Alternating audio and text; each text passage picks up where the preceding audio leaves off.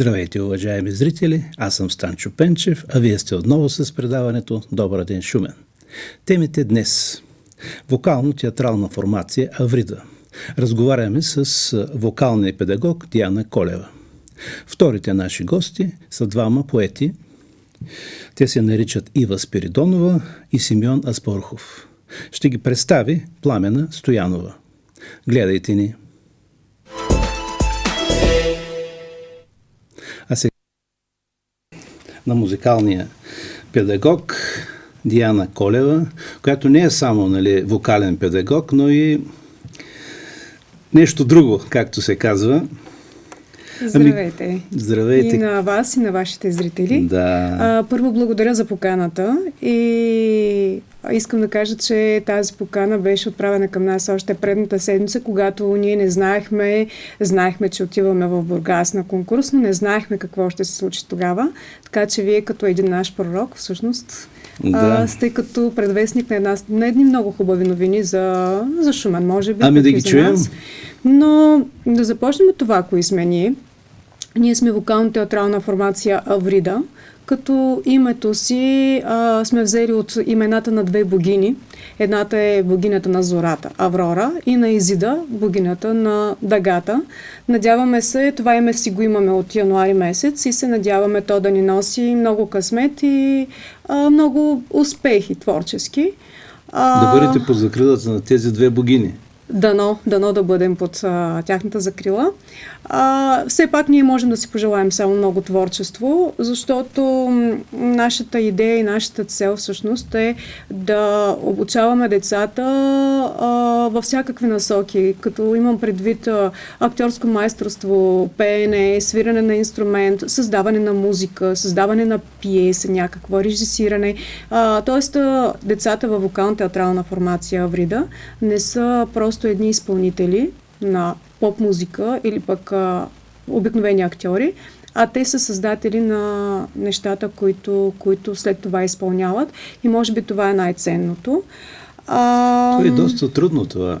Много е трудно, обаче пък всяко едно дете се ражда като че ли и по-нататък се развива с творческия потенциал и няма в него задръжка за творчество.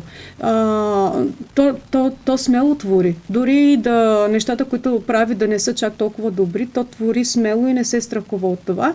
И когато има ръководител, който да му каже в каква посока да върви и как нещата да стават добри и красиви естетически, не е проблем неговия творчески потенциал да се развива в тази насока, защото аз съм забелязала, че вече в България има прекалено много изпълнители. Както виждате, поп-изпълнители заливат масово има навсякъде. Има много школи, в цялата страна, в цялата страна и децата пеят страхотно изобщо в цялата страна и малко трудно човек би могъл да си избере точно певец, с който да работи, защото те са и визуално много красиви, пеят наистина изключително добре. Дори в Шумен има сигурно над 60 много добри пеещи деца. Така че това за нас не е достатъчно. Не смятаме, че това е единственото, което един човек трябва да прави.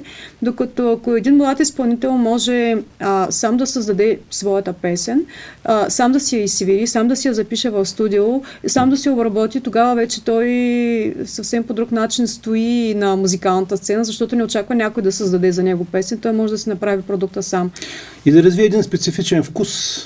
Абсолютно, към това, което прави. Това е между другото един много голям проблем, защото в днешното общество малко трудно се показва някакъв еталон за работа. И децата растат в една среда, в която като че ли наистина няма еталон, няма кое е красиво, кое е добро, кое е стойностно и те сляпо вярват на учителите си, защото наистина няма кой друг да им го покаже. И тая среда, която ги заобикаля, медийна среда. Да, и медийна, и интернет среда, така че наистина опасничко е и действително е нужно един педагог, който да им покаже кое е стойностното и кое е важното. Иначе имаме си постиженията, не толкова сега за конкурса ще говорим, разбира се, но това са си последици някакви от работата и не смятам, че това е нещо вау, т.е. ние и с тази без тази награда сме си ние. Именно, ние сме си такива. Добре, да кажете как подбирате децата. Това е много интересно за зрителите. Аз мисля, че съм единственият човек в Шумен, който не подбира своите деца. Тоест, те си идват, чукат на вратата, оттам нататък получават шанс да се развиват. Имаме деца, които идват просто защото са много притеснителни и смятат, че актьорството ще ги освободи. Тоест нямат никакви качества, т.е. видими качества. Те имат качества, но тези качества не се забелязват, не се виждат, защото знаете, че при някой потенциал е абсолютно видим и можете веднага да кажете, той е страхотен актьор. В повечето случаи пред нас стоят деца, които ако пеят, интонират абсолютно погрешно и неправилно. Тоест, пеят зле, направо казано. Или пък ако са актьори, те са страшно свенливи и много притеснителни. Рядко са тези, които наистина много притежават своите данни и качества и влизат, което означава, че ние тотално не търсим надарените от природата, а търсим скрития творчески потенциал и развивам абсолютно всяко дете според неговите способности и възможности. Не сравнявам децата. Моята цел е да развия детето до толкова, доколкото то може, и в повечето случаи те се надскачат и виждаме от скрития потенциал, че се получава много повече от един явен и виден понякога потенциал. И приемате всички. Абсолютно всички. И развивам всеки един от тях. В процеса вече има такива, които отпадат, защото те сами решават, че не могат да се занимават с това, не желаят да се занимават с това, това им е трудно и тогава те сами просто напускат. Но никой не е върнат от тази школа по никакъв начин и родителите са много доволни за това как се развиват техните деца, което е наистина много добре. По повод развитието, искам вече да кажа за двама музиканти, които вървят по широкия свят и се развиват не като изпълнители, а като музиканти. Единия е Ралица Тонева, която е в София в момента, свири в Софийския духов оркестър на саксофон, защото когато отиде да учи в София, тя се научи да свири на саксофон. Пее, свири и композира, създава собствена музика и е достатъчно популярна и в София, и в Шумен. Един търсен млад музикант, който тепърва ще набира много скорост. Другия музикант, който се развива страхотно и невероятно, това е Камен Колев. Камен Колев учи в момента в Англия точно музикален продуцент, това му е специалността. Работи в сферата на филмовата музика, на рекламната музика, прави музика за театрални пиеси и то го прави доста добре, с един изключително висок успех и едно определено дарование в неговия университет. И на българска сцена също е доста популярен сред композиторите на така наречената хип-хоп музика. Така че там е доста известен. Тоест, ние вече имаме деца, които развиват не точно, не точно изпълнителския си потенциал, а другия, който според мен е доста по-стойностен и се радваме страшно много. И сега вече можем да кажем за сегашната дейност, какво се случва. Да. Април месец извадихме 2 пиеси на бял свят. Едната се казва Тъмната страна. Съставът, който я играе, е най-малката участничка е 2-ти клас, най-голямата е 19 годишна. Много разнороден състав, но и пиесата всъщност е авторска, направена от мой състав преди време, преди 5 години. И те решиха да изиграят този текст. Другата пиеса, която извадихме... Кой е написал текста? Текстът е авторски наш, т.е. ние сами си пишем текстовете, само че е написано преди... Да, абсолютно. Само че е написан преди 5 години. Не е написано този състав. Това е интересно как се създава колективен текст. Как се създава ли? Много лесно. Значи всяко едно дете казва какво иска да изиграе първо. И това нещо се записва. Кой какво иска да изиграе. После тези герои вече, защото те си имат специфика и характеристики, решаваме в каква среда да ги поставим и след това решаваме в какво време. Дали да е сегашно, може да е някъде в бъдещето, дали да е в миналото. В какво време точно искаме да ги поставим и дали да е реално или не е реално. И следващия етап е вече да взаимоотношенията между тези характери и между тези герои. И така се създава всъщност самата драма, сблъсъка и когато правим нещо такова, ние търсим послание. Какво точно искаме да кажем на публиката. Да. И края всъщност се свързва с това послание абсолютно винаги. Да, с полука някаква. Колко деца участват в написането на такава пиеса? Винаги състава, който пише е по-малък от състава, който играе. Което доказва, казвам, което доказва, че повечето хора искат да бъдат изпълнители. А това не е много добре. Нали, някакси бягат от творческия потенциал. Изглежда по-лесно. Всъщност не е по-лесно, но изглежда по-лесно, може би. И е по-лесно. Много по-трудно е да създадеш продукта.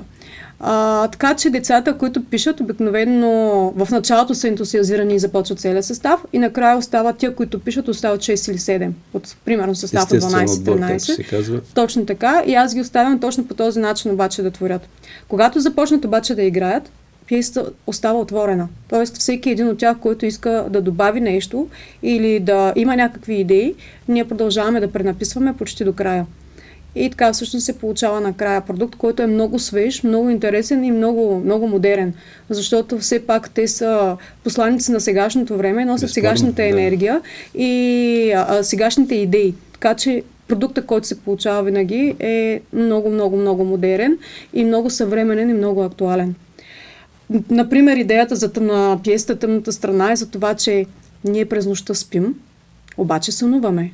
И защо никой не ни учи как точно да си тълкуваме сънищата и как да си тълкуваме тази част от денонощието. Нима когато спим, казвате, ние не съществуваме.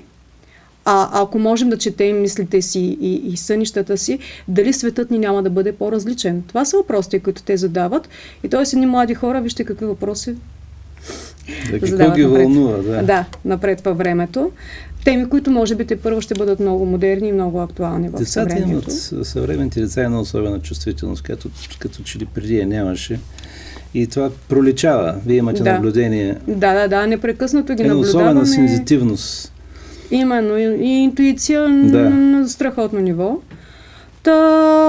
За празниците бяхме понеделник и вторник в Бургас на театрален фестивал, като той се провежда в рамките на 5 дни. Ние отидохме на 3-я ден, всъщност, на фестивала. Погледахме, поиграхме и докато погледахме, бяхме изумени от качеството пък на театралните състави. Вие казахте, че много школи има в България и страшно много деца пеят. Ако знаете колко много деца играят и как играят, те играят като големи актьори, все едно сте си купили билет за театър и си гледате постановка и то много добре направена и много добре изиграна.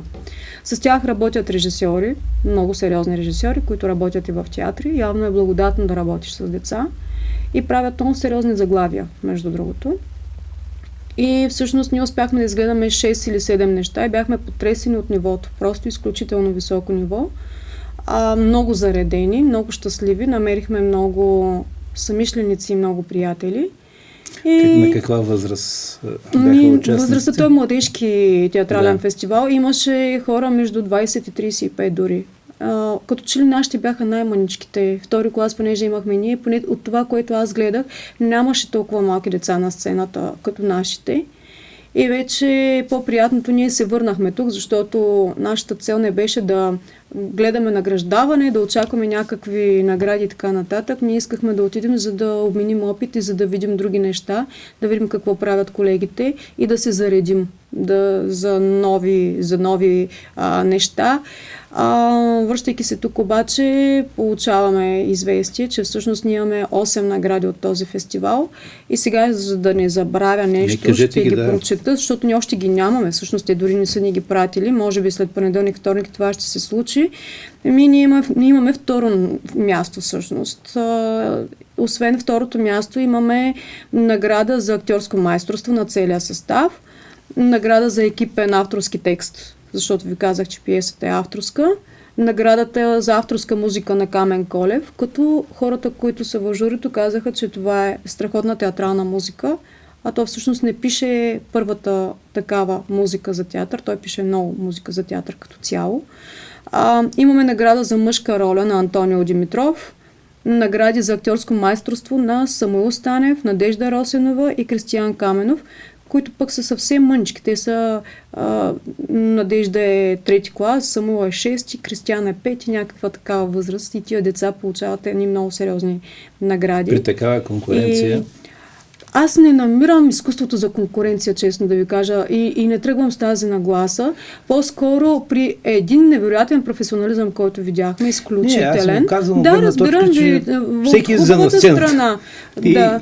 И неминуемо е сравняван с другите. От тази гледна точка. Защото имаше жури, именно, което сравнява, но имайки има жури, да не винаги има оценка. Вижте, журито, също това са хора, те са субекти. Така че оценката е субективна и независимо от това дали тя ги има или ги няма, ние няма да сме по-ниско качествени или по-високо качествени, независимо дали имаме тази награда или нямаме, ние продължаваме да се работим по този начин, защото моята идея е, ако някой от децата реши да се занимава с музика или с театър, то да бъде достатъчно добре подготвено и да се чувства много добре подготвено и в България, и в чужбина, да стъпи здраво и да се справя добре. Това е идеята на вокално-театрална формация Аврида. И до сега всички деца, които са се занимавали с това и продължават след това да се занимават с това, са доказали, че успяват и че го правят по този начин. Вие казахте в предварителния разговор, че вашата идея е да създаде една комплексна личност. Точно една хармонична личност. Да. Хармонична, хайде да не бягаме в това време, където всички трябваше да бъдем супермени и да правим думата всичко. Хармония е много по-стара от това време. Именно, така, точно така, но някой да не тръгне с тази нагласа. Не, когато ние създаваме всъщност тук човече, идеята е то да стане творец на себе си. Имам предвид. Първо да изгради себе си като личност, второ да изгради някакъв продукт, като участва в него. То няма как да го изгради целен, но участва в изграждането на продукт някакъв и по този начин то да се чувства пълноценно, щастливо и свободно. Защото един човек, когато изразява себе си по някакъв начин, то определено се чувства добре. Той се чувства щастлив, той се чувства свободен. И аз мисля, че дори те да не станат, защото голяма част не стават актьори и певци, то слава Богу, не могат всички хора да пеят и да свират, нали, какво правим тогава на планетата, ще бъде опасно. Така че дори да не станат, във всяка сфера, която се развиват, защото аз ги наблюдавам после, как вървят и как се развиват и какво става с тях, творческото в тях много работи.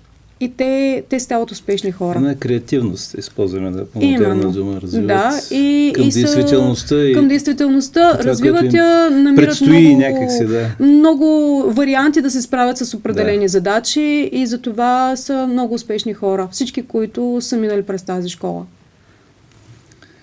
Да. Сега какво ви предстои, да кажем? В близко време? В близко време, сега то е много трудно, когато си в един такъв процес, в който вече си преминал по-трудните неща. Минала ти е премиерата, минал си някакъв конкурс, примерно. От тук нататък да задържиш нивото и да го поддържаш е малко трудно. Малко даже скучно идва, но сега трябва да задържим това ниво и да сме в същата форма, защото искаме да отидем в края на юни в Поморие, понеже там също има такъв фестивал, за да погледаме 5 дни. Тече и той, да погледаме какво правят колегите, да се заредим отново с страшно много пиеси и с страшно много емоция и знания. Защото това е абсолютно съзнание и опит, да се заредим и там. Ще участваме, разбира се, и там. През останалото време, може би ще си направим някакви концерти през юни, но няма да бъдат планирани така нататък, съвсем инцидентни. И имаме участия. Юни месец, 1 юни има много участия. Въобще във всички събития на града ще се включим. Така че със сигурност до края на юни творческия сезон ще бъде доста пълен с изяви и с участия. Ще ни виждат навсякъде хората, ще ни чуват навсякъде. И това е момента на рекламна кампания, защото за новия творчески сезон винаги събираме хора и, както казваме, не е задължително хората да са някакви невероятни изпълнители. Напротив, идеята е ние да ги... Те като ви видят, ще ви намерят сами след това. Именно, като точно разберат така какво правите. Така е, да. Аз ви благодаря за участието. И аз безкрайно много благодаря. И желая успех. Благодаря. От тук нататък. А ние ще продължим с един репортаж, уникален народен обичай, вечерник по Преславски, бе представен в Старопрестолния град. Концертът спектакъл е реализиран по проекта Месец на българското председателство на Съвета на Европа във Велики Преслав. Той се състоя в читалище Развитие 1874 година. Вижте.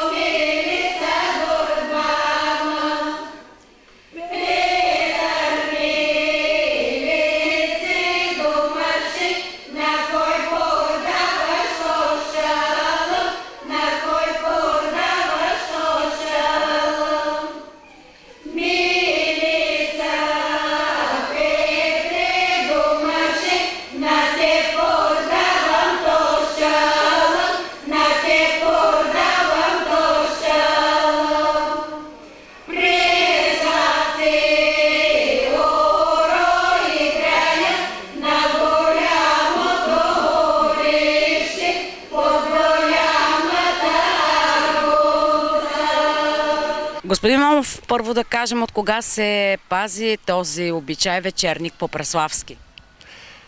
Този празник до 12-та година, 2012 сме го запазили и се е играл по сцените във Велико Търново, където спечелихме международна такава награда, Копривщица лауреатска награда, по селата тук в района на общината и сме гледали да запази. А какво представлява самият обичай? С какво е интересен? Той е свързан преди всичко с песните, с танците, които са по време на празници, общи, лични, дори в някои отношения, и се играят по мегдани в кварталите. И на общ мегдан, казва се орище, това, нали, вместо хорище, ето един диалект на дума преславска, изпускане на х, орище, и това се играят вече момите и ергените, които са заженени, и млади булки, и млади семейства. Млади, които играят на това орище, и даже и възрастни те се хващат, защото песните, танците са едни много игриви и повече песните са и танците акапелно изпълнявани, докато се придружават някой път с гайда, гадулка и кавал. Калуша, бутата, пак маш дуайки. Кой знае като бих? Пък аз ще остави да изсакара. Думай, стига си видела дълба си като някой кобила, ма. Ти срам нямаш ли? Нито страх. Пък тя, или са на среща му, ични ще да знае. Баша си намери и тя майсторо. Айде, стига си от умалерата, ам да попейни, да си потропнем, че Зоря рапта ни чака. Не се рапта. Стига толкова. Най-сетне дойде време за вечернико. Ето ги всичките тука. Даже и моите дружки веки дошли. Тъс вечер ще попеем, ще поиграем. Пък иргените ще задяват момите. Ти мене ли да глеждате? Тъй срам!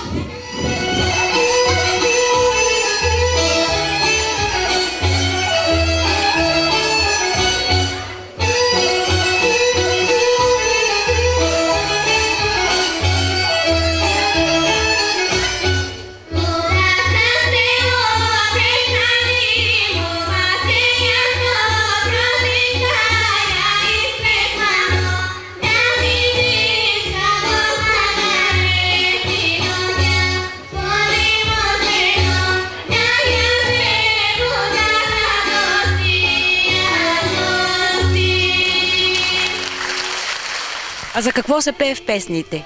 Песните се пеят възхвала на някой от момите, възхвала на някой стопанин, нали, допринесъл нещо за селището, примерно за града и така нататък. Те създават такива песни специално за тях и ги възвеличават по някакъв начин.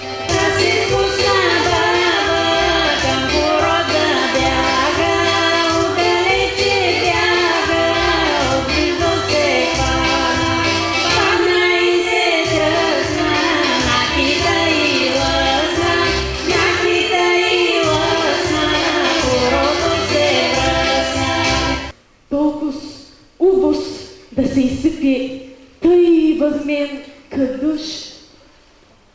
Някой трябва да ме ощипи. По възможност мъж.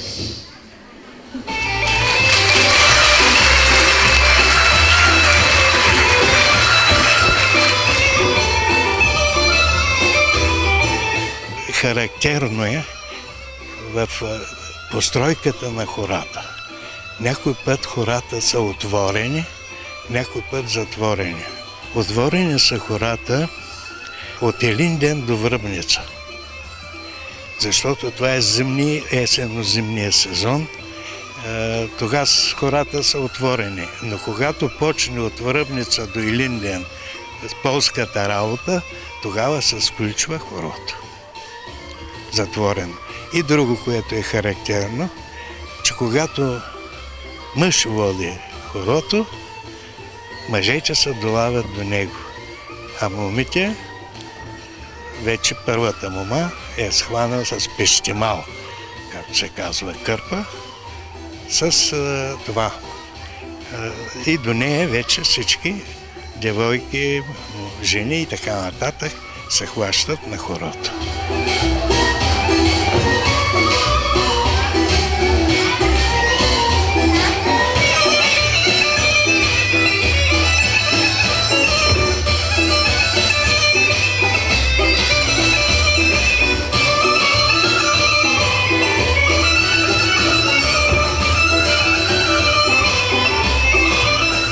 А другите, които наблюдаващи, как мене вече възрастни хора, те отиват се радват, нали, на дъщерин, на внучки и започват клюките.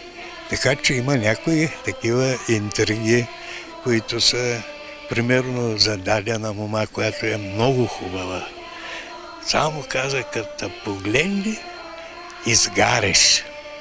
Значи, и много други такива изрази се срещат, характерно за тия моменти в вечерника. Този вечерник е песни, танци, задявки. Включително, да, точно така, задявки. Имало е случай да се крадат моми от вечерника. Нали, после имало е случай, когато се бият за дадена мома. Така че това са характерни, типични тук за нашия регион.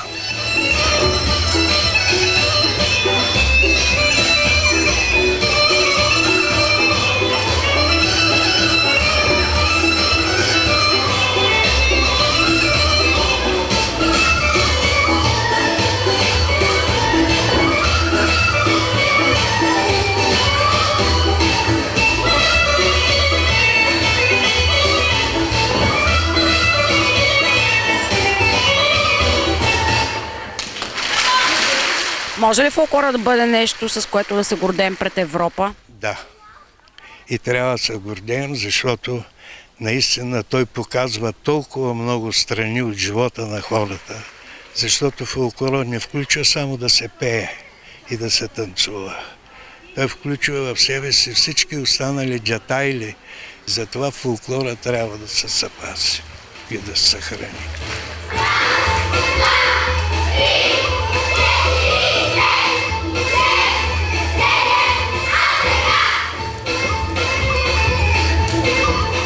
Как подобни събития ни правят част от голямото европейско семейство? Ами още в началото на месец април, когато започнаха тези поредици, аз казах, че това е месеца, в който ще покажем, че Преслав е мястото, откъдето са тръгнали много светли дири към Европа. И сега в месеца на европейското председателство на България се връщаме към корените на онова, което ние сме дали. Затова включително и тази традиция, запазена през вековете, от средновековието до сега наречена Преславски вечерник, може да ни даде, да даде на европееца автентичния поглед за нашия живот и да покаже, че не случайно ние сме в основата на европейската цивилизация.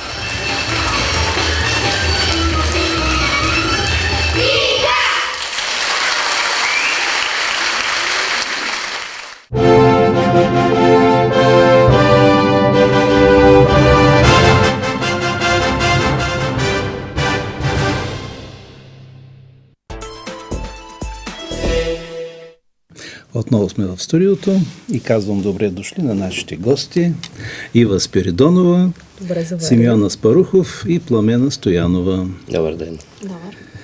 Тази вечер предстои премиера на вашите две поетични книги. Ще си говорим за това и за други неща, разбира се, около издателската дейност, с която се занимавате. Но най-напред с Пламена да каже няколко думи за събитието, което предстои тази вечер в регионална библиотека Стилиян Чилингиров. Точно така, в регионална библиотека. Нека да поканя всички шуменци. До вечера в 18 часа е срещата с Ива и с Мони. Внесли сме ви двама млади поети, от София идват, за да ви представят своите стихосбирки, както и издателството, което са сформирали, са създали и искаме да им пожелаем успех още от сега. Издателство Библиотека България. Библиотека България се казва, да. Така те ще ни разкажат за своята поезия, ще ни прочитат нещо хубаво, разбира се, ще разкажат за издателството, колко е лесно да се издават книги в България, колко е лесно да се правят и други хубави неща, когато имаш стабилен екип зад гърба си. И ще дам думата на тях. Те ще разкажат по-подробно. На нашите гости. Ами кажете няколко думи за себе си първо, да се представите на публиката, както се казва. Аз съм Ива. Обичам да пиша, занимавам се с писане на поезия, както стана ясно, редакция, корекция на текстове и отскоро с книгоиздаване. Завършила съм българска филология, магистър старобългаристика, пиар и реклама. И иначе се занимавам с външна търговия. Но, слава Богу, последните години вече правя това, което винаги бих искала да правя, да работя с думите. Добър ден на вас, добър ден на Шумен. Благодаря за поканата. На вас, на теб. Много ми е, изключително радостно от това, че се намирам в град Шумен, в който идвам за първи път. И смятам следващите 3 дни така, каквото мога да видя и да го усетя така по-своя. Значи ще ни кажете истината. Ще ви кажа истината, да. Човек, който идва за първи път, се вижда всичко. Да, погледът е обективен. И добро и лошо. Да. Дано да остане така, да остане емоционално обвързан с града. Надявам се, защото харесвам много неща, за които съм чувал преди това. С малко думи за мен, казвам се Симеон Спарухов. Доскоро работех това, което съм учил, бях митнически и данъчен инспектор, т.е. брокер, на летище Аерогара София. Учил съм психология, преди това занимавам се с по-свободни науки, като рисуване, слушане на музика, разни такива приложни изкуства. Естествено, най-много от всичко обичам да пиша. Отскоро по-интензивно, последните 4-5 години. Издал съм една книга поетична, с Ива работим в екип, тя е моя редактор и продължаваме напред в света на литературата. Да, вие сте се върнали към духа, както се казва. Така. Това е като библейския Матея, който е бил митничар, но се връща към духа. Там малко подобно. Да. Опитах се да ги съчетавам във всеки живот. Дейностите. Да, винаги има всички такова връщане към същността. Не можеш да избягаш от себе си. Аз това разбрах последните години. Ами да кажем няколко думи за вашите книги, които ще представите тази вечер. Ние сега ще ги видим. Да. Моята книга "Думите ми", тя е първата ми такава, излезе през 2016 година. Вътре в нея може да намерите класическа поезия предимно. Това е една книга, която доста дълго време чакаше да види бял свят, защото аз всъщност съм изкушена от думите още от съвсем ранни години. Работила съм още като ученик с един прекрасен български поет Михаил Калдерамов. След това нещата така се стекоха в живота, че се разделих с тази си страст, докато дойде момента, в който думите ми успяха да станат факт. Книгата излезе 2016 година, както казах, и всъщност тя, смятайки, че това е един край на някакъв път, т.е. финализиране на някаква моя мечта, изпълнение на моя мечта, се оказа точно обратното, че това е начало за мен самата в личен план. Да, обикновено. Къде се превръща в начало. Точно. Житейски план. Да, тази книга ми даде всъщност възможност не само да кажа, аз изпълних мечтата си, но и още много други неща ми се случиха покрай нея. Срещите с хората, пътуванията, запознанството с Симеон и последващите неща, които случихме и продължаваме да случваме. Така че може би тази книга е начало на един път. Да. Дълъг път. За вашата книга да кажем няколко думи. Моята книга се появи почти година по-късно, след като тя издава нейната. Ние тогава още не сме се познавали. Да. Тя ме откри в социалната мрежа, запознахме се, направи ми предложение да бъде редактор. Аз имах подготвен ръкопис. Много бързо приех, защото я видях колко е светла и как мислим на една предавка сме, на една честота. И започнахме да работим по книгата. Тя представлява колекция от класически стих предимно. Има и мои интерпретации във виждането ми за свободния и белия стих, но залагам на класическия, защото с него съм пораснал. Чел съм предимно такава поезия и продължавам повече от нея да наблюдавам. Тази книга за мен е голям подарък, защото благодарение на нейната поява моя свят така се преобърна. Живота ми се промени. Тя спомена за пътуванията ни, които не са безцелни, а напротив. Те осмислят дните ни и надявам се и дните на още много хора, които разсъждават и мислят за литература така, както ние го правим. Запознах се с много хора, които творят. Запознах се с много хора, от които аз се уча и се надявам да продължавам да се уча. Големи имена в съвременната българска литература, не само в поезията, в прозата, белетристиката, драматургията. Започнах да излизам с такива хора в неформална обстановка, да попивам от техния опит, да следвам примера им, за да разбера аз точно къде се намирам. И много благодаря за това. Много благодаря за всеки ответ от тяхна страна. Благодаря за хора, които не се колебаят при поискан от мен съвет, да разговарят с мен. Прекрасни хора има в творческите среди и много така ми се ще тенденцията да се стига до взаимопомощ, до отдаденост, нали, освен в житейски план, чисто човешки, да включим и фактора творец. Проблема според мен е, че затворени са тия среди. Те всъщност не са толкова затворени, колкото медиите не се занимават с тях. Те се занимават с всичко друго, но не с хората, които създават нещо. Не става въпрос само за литература. Да. Като цяло, творящия човек някак се остава на заден план. По-встрани. Да, което не е добре.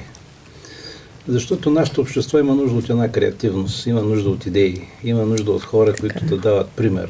Да. Как се правят нещата. И цвят да дават. Да. Ами аз не мога да си го обясня това, тъй като в срещите ми, ето сега в момента аз се чувствам страшно добре сред свои, защото сме се събрали за да поговорим точно за това. Събирал съм се и с други хора на други места. Срещите ми в градове и по-малки населени места доказват, че всъщност нашето население нито е оглупяло, нито е ускотяло, както се говори. Нали, това е една пропаганда, или не знам аз как да го нарека. Хората, които живеят в България, имат нужда от култура, търсят я, много от тях я създават, много от тях я намират и всеки път... и популяризират.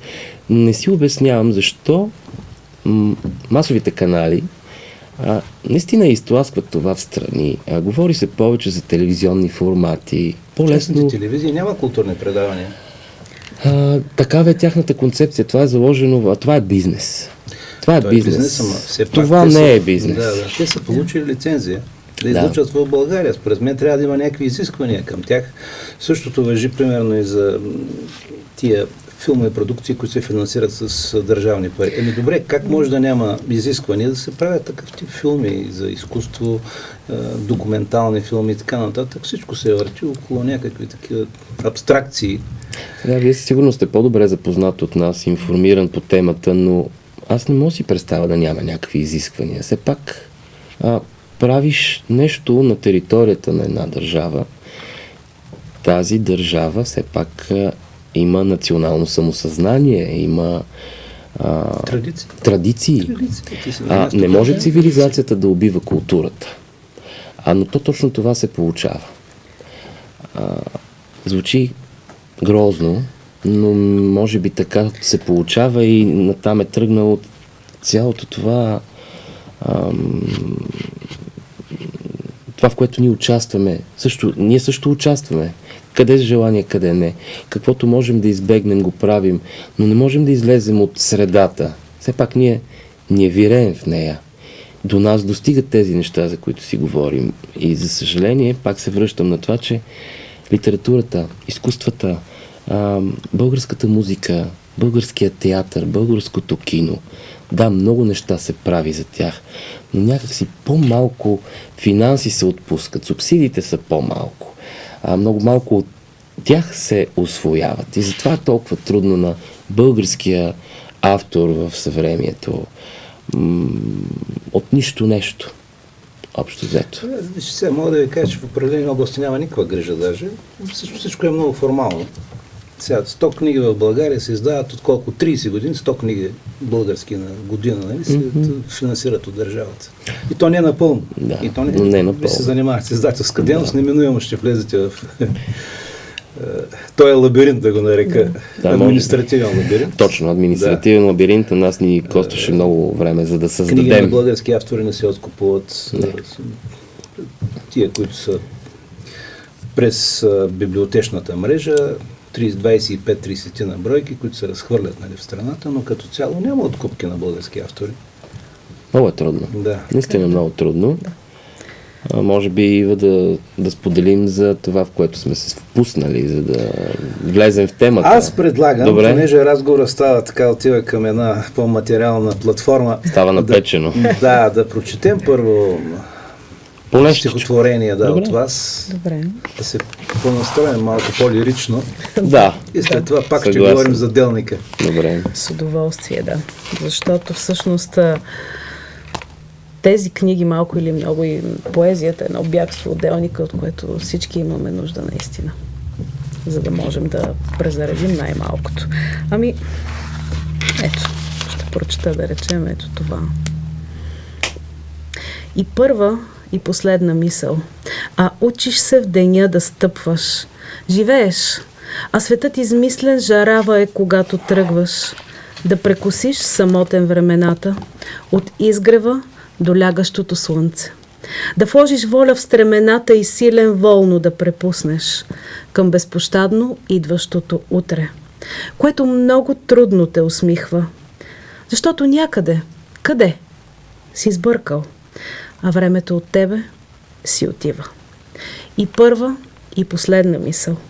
Сред огъня прохождащ молиш да те намери онзи смисъл, за който цял живот се бориш. Благодаря. Аз благодаря. Хубава поезия прави тя. Харесвам поезията на Ива Спиридонова. Нищо, че сме близки. Казвам го съвсем обективно и така се самоотлъчвам от тандема, за да си позволя да го кажа. Аз ще прочета нещо, което до сега никога не съм чел. И то е едно от малкото ми позитивни, един от малкото позитивни текстове, тъй като аз в книгата си говоря повече за липсата на обич между хората и това, че сме станали виртуални учелници. Даже се самоцитирам в един от моите текстове. За съжаление така, надявам се да заедно и по-отделно да работим това да се промени, защото има шанс. Нито сме оглупели, нито сме оскотели. Имаме много сериозен шанс, просто трябва да бъдем единни. А не всеки сам вкъщи да прави нещо, което самоцелно и самосиндикално. Ще ви прочета сутрин, по обедно време. Свистят рулетни штори с трясък нагоре. С ръчни метли вдигат пушек пред двора. Заспало просвирва мелодия от акордеона. Старият мъж посреща ранобудните хора. От шахтите на паважа носят се пари. Асансьори скрибуцят, мръщат се светофари. Нечие радио звучи в краен квартал. Тук-там клаксони подхващат нов рецитал. Свраки и гълъби къпят се във вчерашни локви. Жени нагримирани от пръски пазят своите рокли. На топло мирише, на печивас, на маслена коричка. Дребна старица с закуски бута голяма количка. От сън се надигат и бездомните кучета. В школото баби за ръки оставят на своите внучета.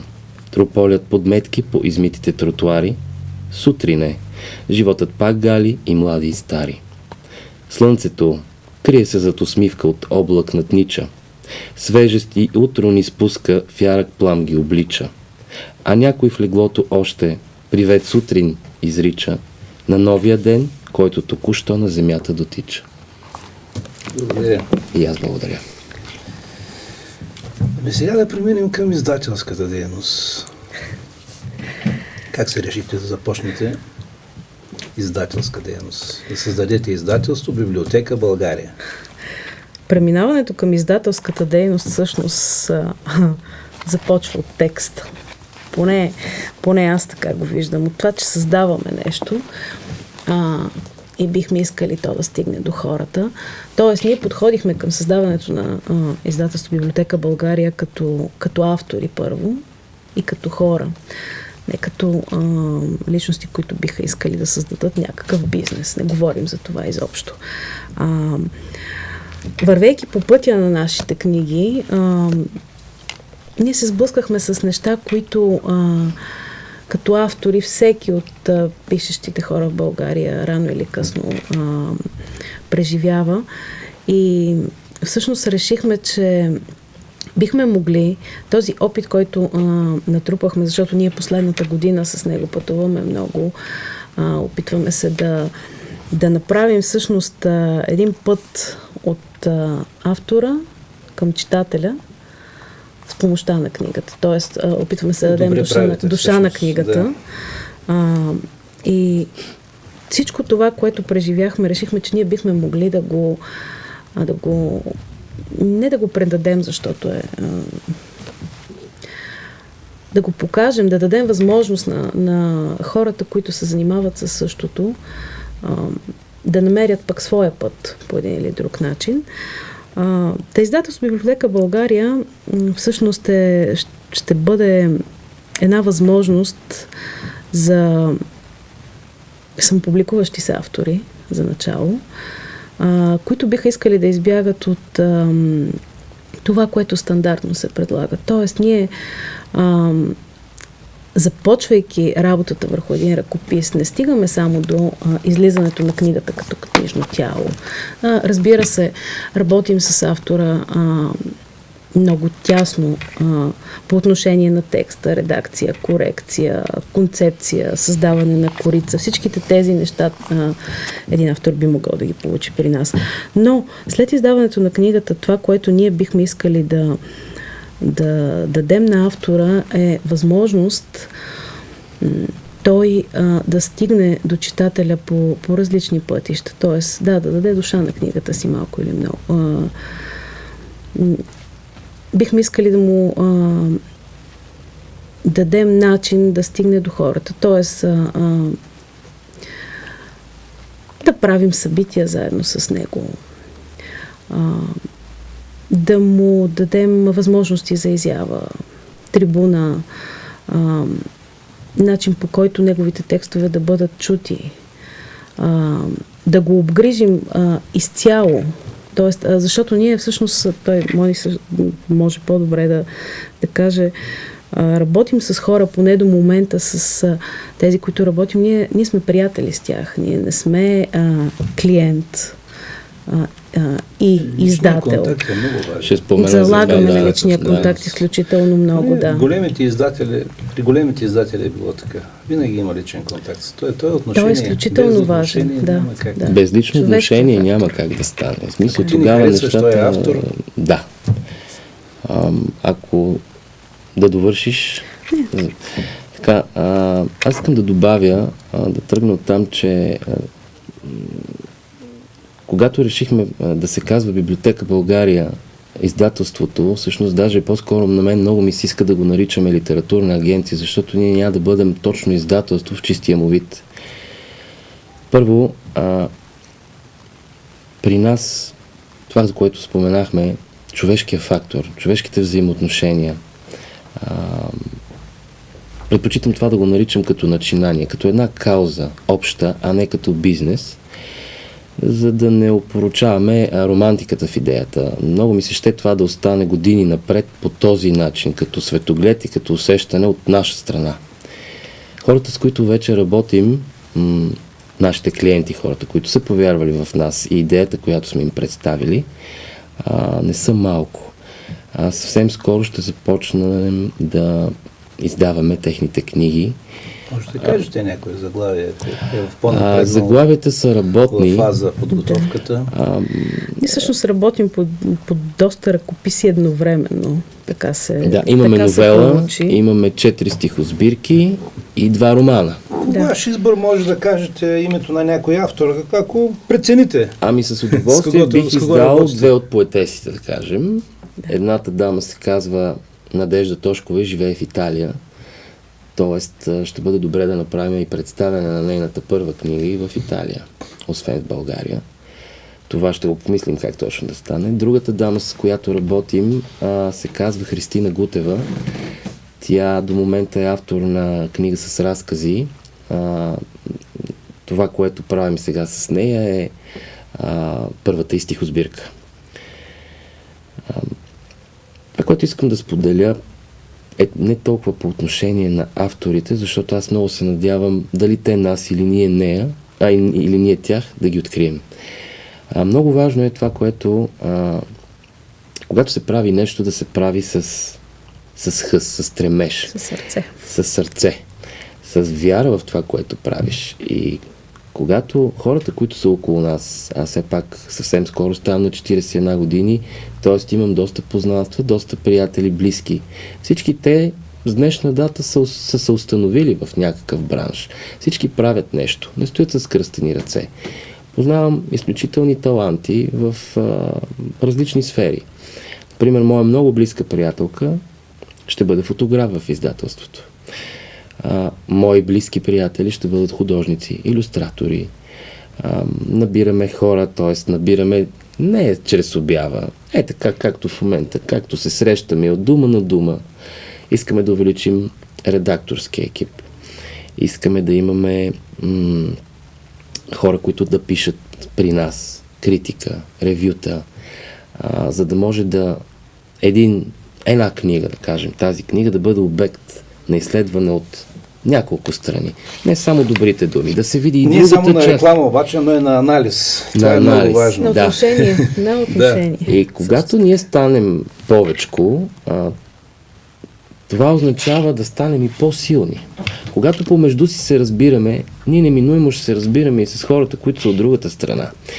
Тези, както и спомена вече, хора, които, тъй като в съвременното книгоиздаване е трудно малко издателство като нашето да поеме разходите по създаването, отпечатването и последствие обгрижването на книгата като такава. Затова стартираме точно с такива автори, самофинансиращи се. Като разбира се, ще се стараем да работим с тях на приемливи условия, така че да не искаме да дарем кожи. Не искаме това да бъде бизнес.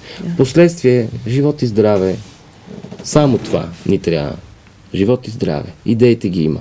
Идеите ще се появят по пътя. Някои ще отпаднат, други ще се трансформират. Някой ще ни предложи още нещо. Пътя е развитие. Движението е сила. Спрем ли, всичко ще спре. По-натам ще направим така, че да може да издаваме и за наша сметка книги на автори, които дали с конкурс, дали по някакъв друг начин сме преценили, че ги харесваме. И това ще бъде, тогава ще докажем, че можем. Но до тогава много пъти имаме да извървим. Аз си давам ясна представа, че имаме много да научим от хората, които са преди нас в този бранш. И благодаря, че ги има. Така е, все пак това доста време мина. Има сериозни издателства, които развиват дейност от десетилетия. Аз ви желая успех. Понеже времето винаги е ограничено в едно живо предаване. Желая ви успех, желая успех до вечера на премиерата на вашите две поетични книги. Мисля, че ще бъда там. Много ще Ще се радвам. се радваме също. Да. Ще се радваме всъщност да видим повече от хората в Шумен там. Ами, надявам се, че много хора ще видят тази среща и ще им стане интересно и ще поискат да се срещнат с авторите. За нас ще бъде удоволствие. Може ли само в много кратко време, много благодаря за поканата, много благодаря на нея за това, че ни откри, че ни предложи да дойдем, да разгледаме града. Тя ни е подготвила туристическа обиколка, освен обиколка из дебрите на литературата до вечера. Домакините трябва да благодарим на регионална библиотека за да. Точно така, на регионална библиотека благодарим от цялото си сърце, признателни сме за това, е голям жест за нас. Да. И се надявам тази среща, тази в момента, тази до вечера и въобще всичко, което се случи в град Шумен до неделя, докато сме ние тук, да бъде основа за едни по-така дълготрайни, приятелски и не само взаимоотношения. Благодарим много за поканата. В края на краищата, каквото Господ е казал. Той говори все хубави неща. Да. Това беше за днес. Останете с програмата на телевизия Шумен. Желая ви приятен ден.